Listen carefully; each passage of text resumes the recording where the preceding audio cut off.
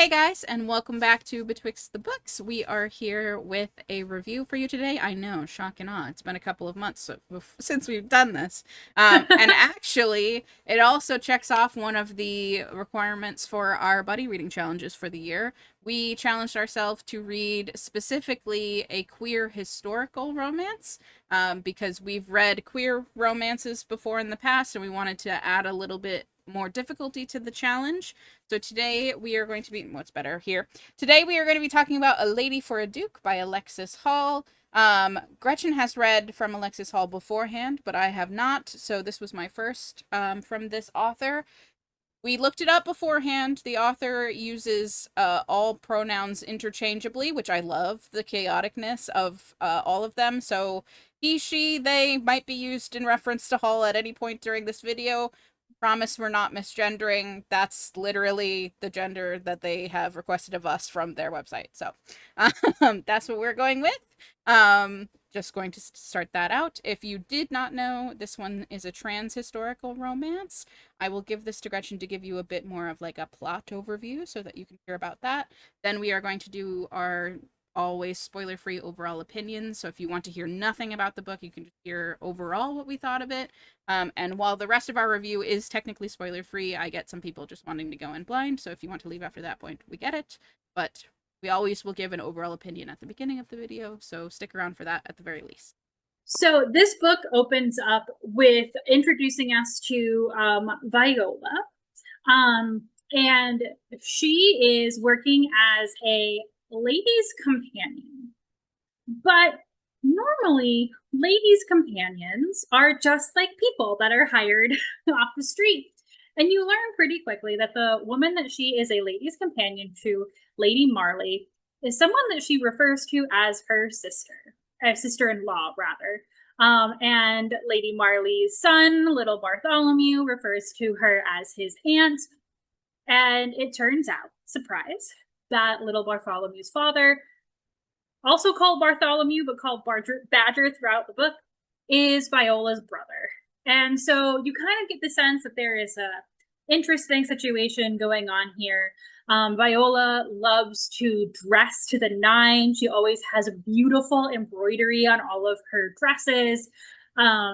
This is like begging a fashion line to come from it because she's always dressed so amazing. I loved all the little details. Sorry, this is an aside, but I was really excited about all those little details on her clothes.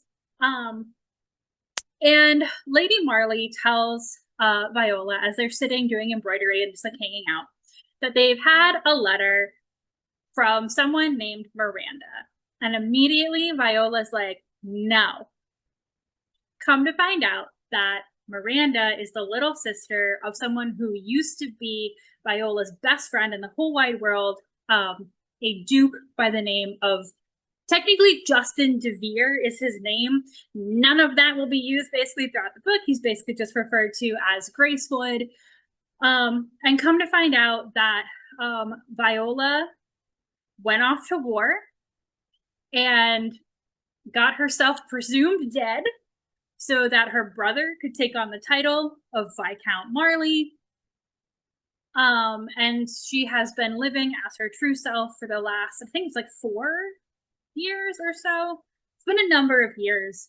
But everyone who knew her before the war thinks that she's dead. And unfortunately, this has done a number on Gracewood. Again, they were best of best friends, like truly from basically like their youngest selves, completely inseparable. And Gracewood also came back from the war, but he came back with a lot of PTSD. He came back with alcohol and drugs, and also a kind of, he got an injury to his leg that requires him to use a cane, and he can't walk around very well. And Gracewood is the person that Viola misses the most in the world and can have nothing to do with. So when Lady Marley is like, hey, we should go visit Miranda, Viola is like, absolutely not. And because Lady Marley is a force of nature, they get in the carriage and off they go. when they get there, they realize how terrible the situation is, how bad Gracewood's mental health, regular health, all the things really are, and also how much his little sister Miranda really needs to get out of there. And of course, Viola is the one person that for some reason can reach Gracewood, at the depths of his despair, and he begins to fall for her, not realizing that this is in fact his oldest, bestest friend, until he does. It's really hard to know where to stop with this plot because this plot has many books. So that's only like the first section of the plot. I will stop there to kind of give you the sense of, obviously this is a romance novel between Gracewood and Viola. But there are also many other things that happen, and we're going to talk about that. That is, I think, as good of a place as any to stop. I think it will become obvious as we talk about this book that I liked it more than Gretchen did. I think I landed on giving this one 4 stars overall. There is this caveat when we talk about this, in that I do not read historical fiction, and in particular historical romance. I told Gretchen that I think this is my second historical romance that I've read ever, both of which have been queer, unless we're counting like a Jane Austen, which I guess could be counted as historical romance, but it wasn't historical at the time. That was contemporary romance when it was written. It's just historical now, so does it count? With the exception of maybe that, like I've read some Jane Austen books long time ago. So this is not necessarily my wheelhouse, but if you have been around the channel before, I do read a lot of queer fiction. So I am reading it from the perspective of someone that reads a lot of queer fiction. And I enjoyed the ways in which this book pushes against a lot of queer tropes. There's a lot of elements of this that I think are worth reading when it comes to folks who want to read more trans representation in literature. I'll talk in detail about those when we get to the section where we're talking about the details of the book. But I really appreciated those. I enjoyed the romance of this one. I do feel like there was some issues with pacing and some issues with like the way that the plot structure was done, and we will talk about that as well. So again, it's not like a 5-star book. This isn't like my favorite romance that I've ever read. But there were a lot of things that for me at least felt like it was redeeming enough that I would recommend it to people. Yeah, it's definitely worthwhile. Again, if you're interested in it, pick it up is my overall opinion. I do recommend picking it up. Even though there is that caveat, I also do recommend that you pick it up. Let me just say that I did enjoy it. I just settled on like more of like a 3.5-ish for reasons that we will explain. So things to know about my relationship to this book. So this is my 3rd Alexis Hall book that I've read. And I believe I've reviewed the other 2 on the channel. I definitely reviewed Boyfriend Material. And I think that also landed as a 3.5. And then I believe I also reviewed 10 Things That Never Happened. I know that I read it. I may have reviewed it. And again, I think that also landed around a 3.5. And I do see connections between those books and character and plot issues that I had, and also character and plot issues that I had with this book. So if that's never bothered you before, carry on, my friends. It will unlikely to bother you now, because I do think that this book in particular is more well developed than those other 2 books. In terms of historical romance, longtime listeners may remember that when COVID first hit, I went on a historical romance bender. And again, another video that's on the channel is where I went and I like tier ranked a whole bunch of series that I had read, because I literally I think I had like 100 of them. Like I went hard. And so I haven't read a lot of it since, because a lot of those tropes that happen in historical romance got stale for me. And I think one of the best things about this book is that it feels like a fresh historical romance. It's that way because of obviously the queer themes, but also the ways that it doesn't bow to certain tropes, and lets the characters kind of carry on in their own way. So I really did love that, but it did unfortunately lean into some like tropes of romance that I don't really like, and I think did it a disservice. And like I said, the plot of this, I think it's really important to know that this is like a really long romance novel. It's like over 500 pages. Um, did it need to be that long? Questions. But again, I do think that it's worth picking up. But I did have some things, and I think the thing was there are a lot of little things for me that piled up as we got towards the end, and then the end happened, and I was like, "What the heck?" So again, no spoilers, but like we're gonna talk about it. If you want to know nothing else about the book at all and you just want to go read it, we give you our blessing. Please go read it. Come back and watch our review and chat to us about it, because that's why we make these videos. We like to talk with people about the books. That's how you say that. So please, if you've read this one and you want to chat with us about it, please do. But now we're going to get into a bit of a more detail about why we thought the things that we thought. And I think a good place to start here is with the queer rep, because it's one of the highlights of this book. Obviously, it's one of the reasons that we picked it up in the first place. I really appreciate learning more about the way that queer people in history existed. This book doesn't have a whole lot to say about that, but it does mention things like are they molly houses? Is that what how they're referred to? Places where specifically queer men would go and have relationships with each other. This was well known in that society, that was a thing that happened, that men could go there and basically get a drink and make out with men, if that was what was inclined of you.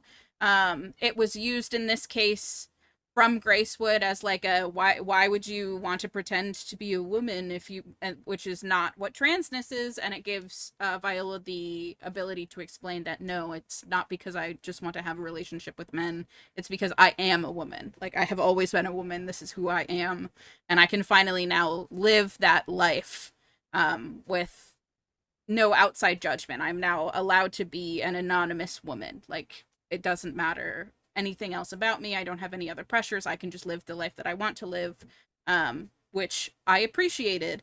On top of that, without spoiling it, or I'll do my best not to spoil it. I think people in the know will know what I mean when I talk about this, but when it came to the one really major sex scene that this book had, you got to see 500 pages. Yes, yeah, it's very long, and there is really only one sex scene. Kiss more. Yes, yeah, more. I get it. I would appreciate it.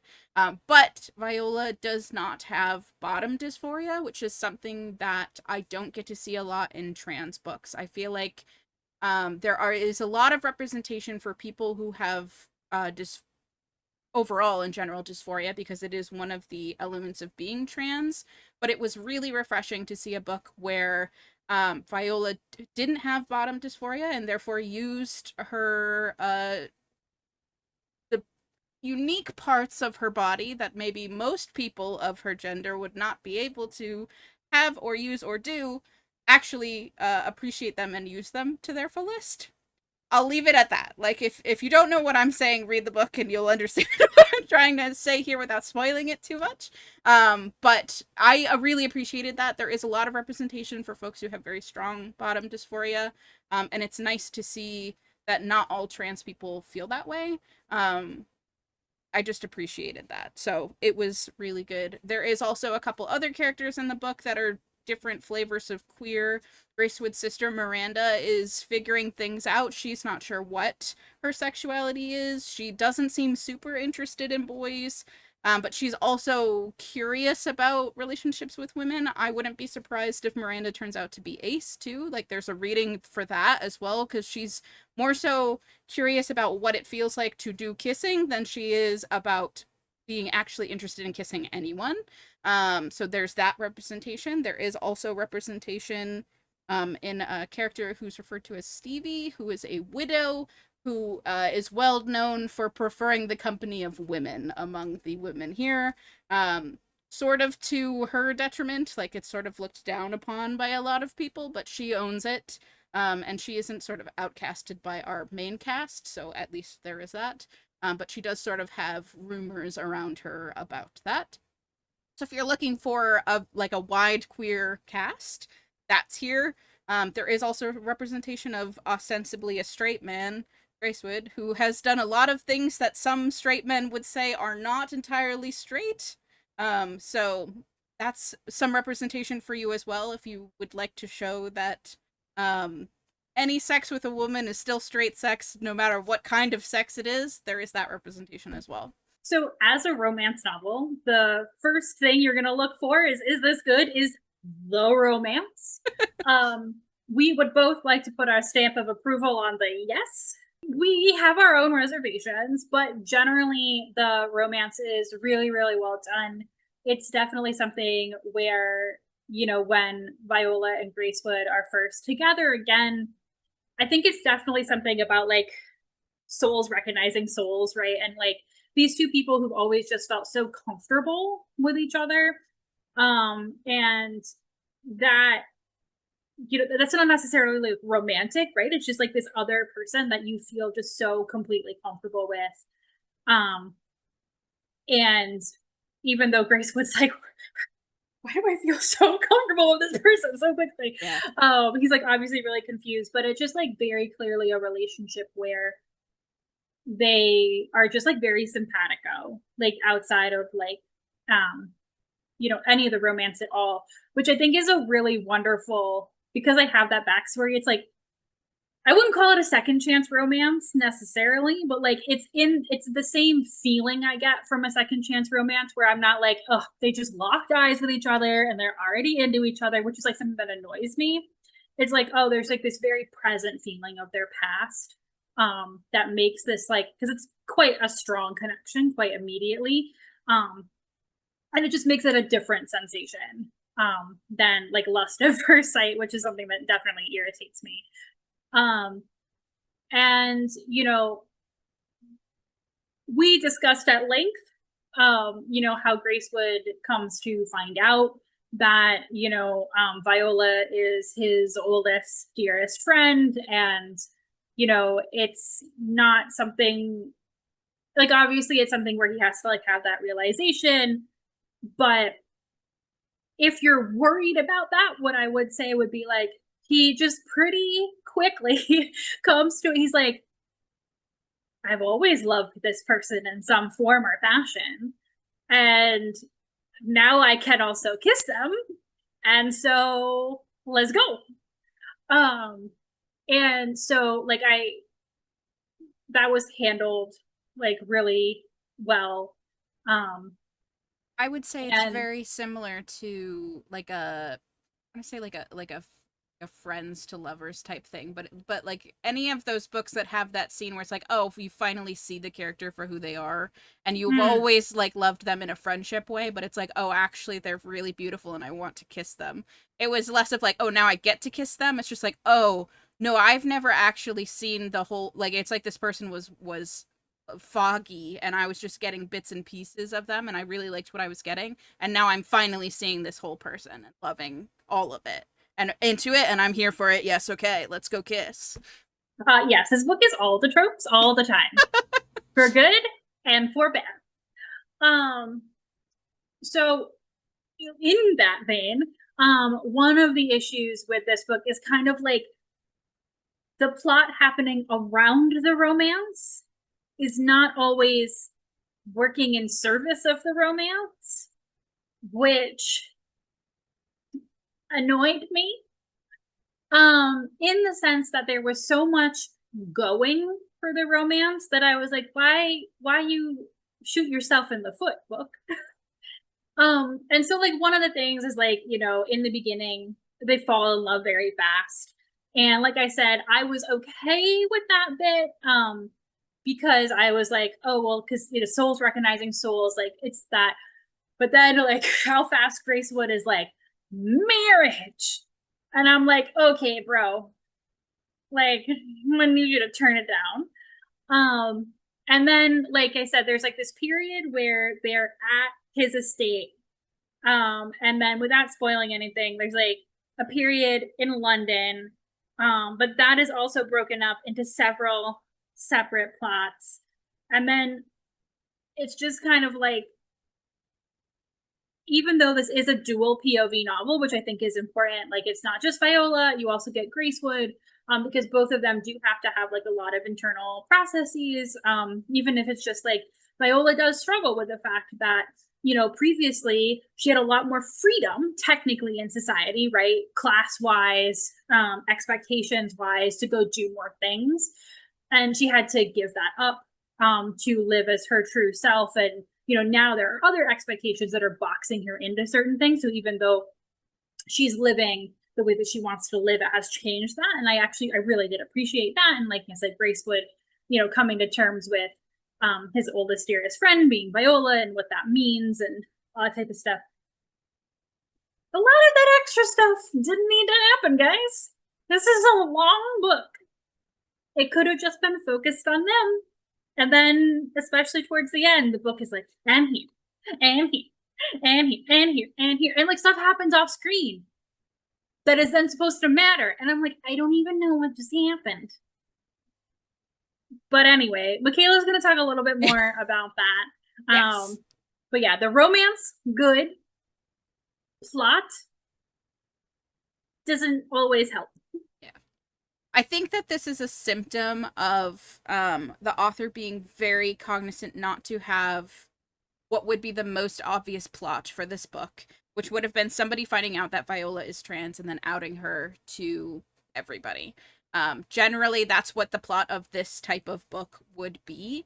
It is the plot of the other historical book that I read. That's what that was. And I think that's sort of what is expected of a trans romance, is that the taboo element is that they're having what other people would view as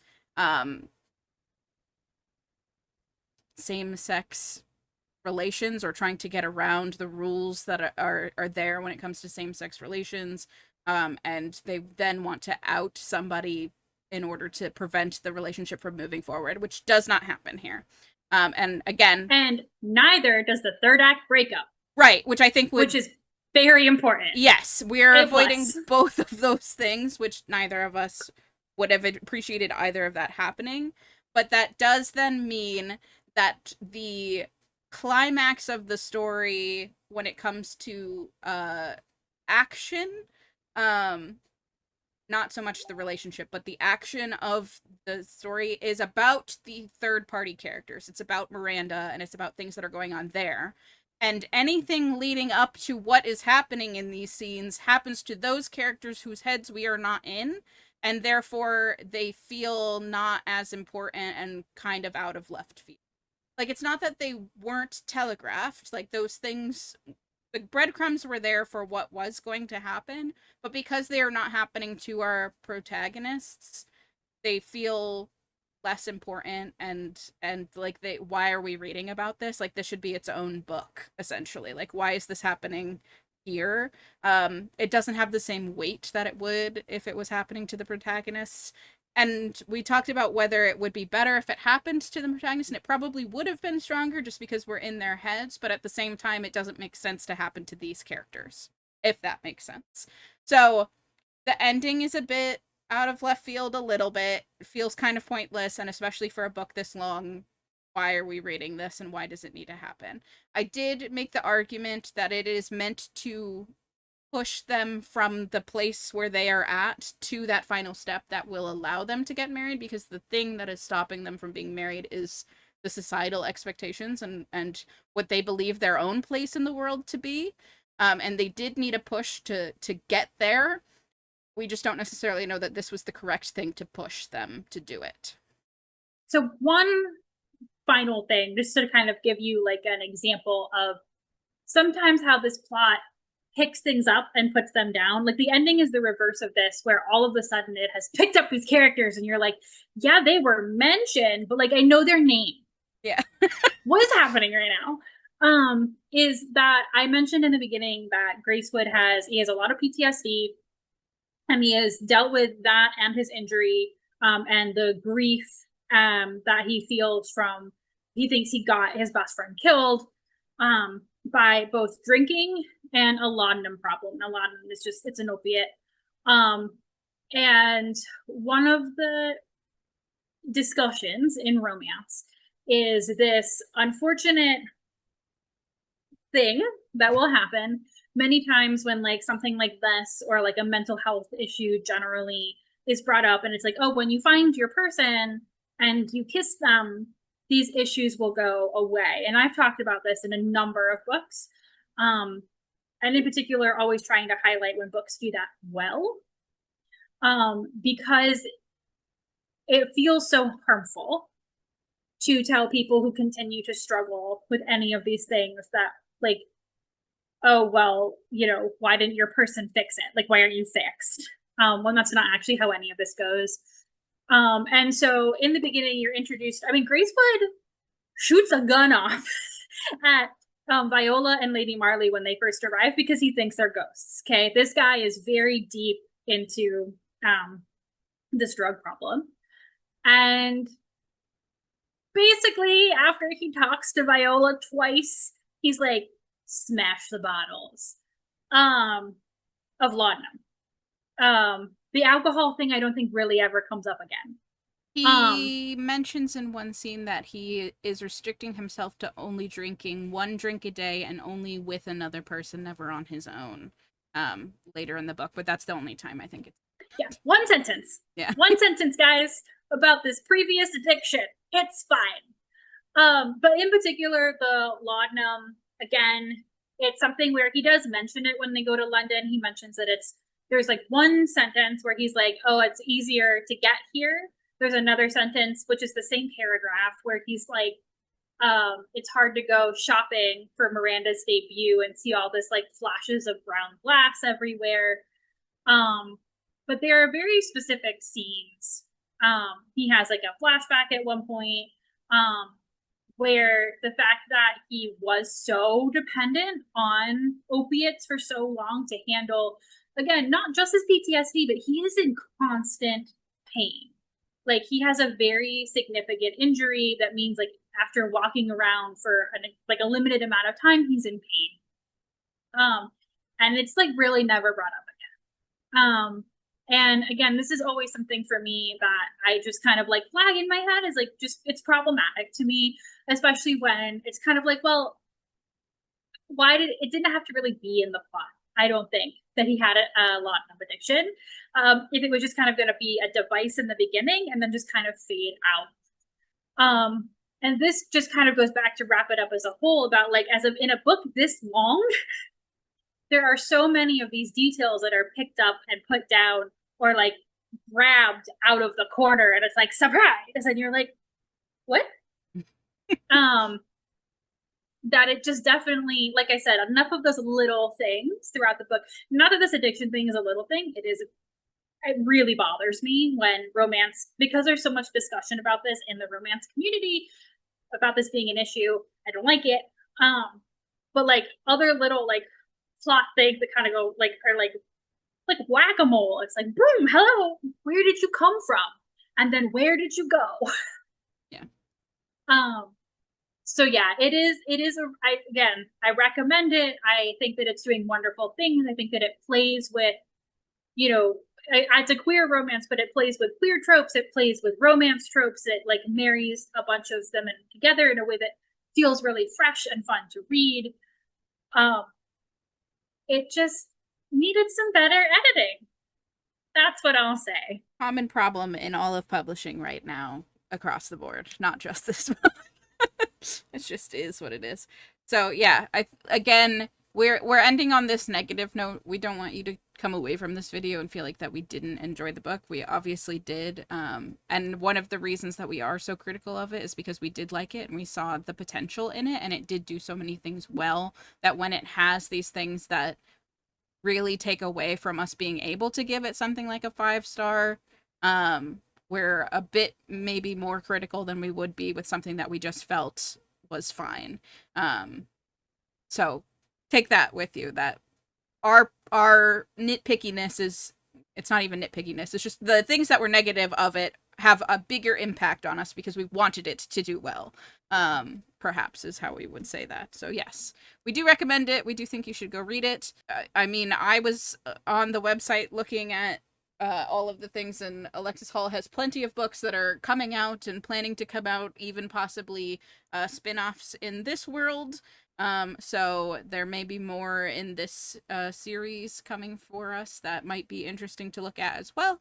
I'm glad that we picked it up, and I'm glad that we had this challenge for our reading challenge as well. It was good to tick off. I recommend that you also, if you are a historical fiction, historical romance person, maybe see if you can find some queer historical romance, because more and more of them are being published, and we want to see more and more of them being published because it is interesting in a lot of ways, and it is especially nice as a queer person to see the existence of queer people throughout history, whether it's in fiction or not, and also to learn a little bit about the ways that our communities survived and existed throughout history as well. So this is definitely a subgenre of the subgenre of the genre that you might want to check out. Well, and like Michaela and I said in our original challenge video, like the reason that we chose this was because, again, you might be like, oh, I read a lot of queer romance, but like we haven't read a queer historical romance. And that was why we wanted to push into that area. And like, how else can, in any type of genre that you read anything, how can you push it a little further? And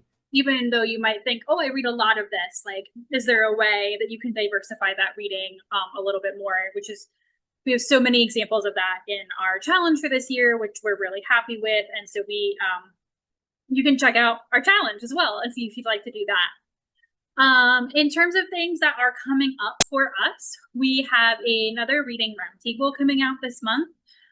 It is on theme, so chaos, goblins will ensue. I might even read a book this time, which is how chaotic this might be, since I brought podcasts to our last themed one. We have a couple of different books that we have been hoping to do reviews of for you guys for a while. The problem is that the library does not necessarily agree we should have those books now.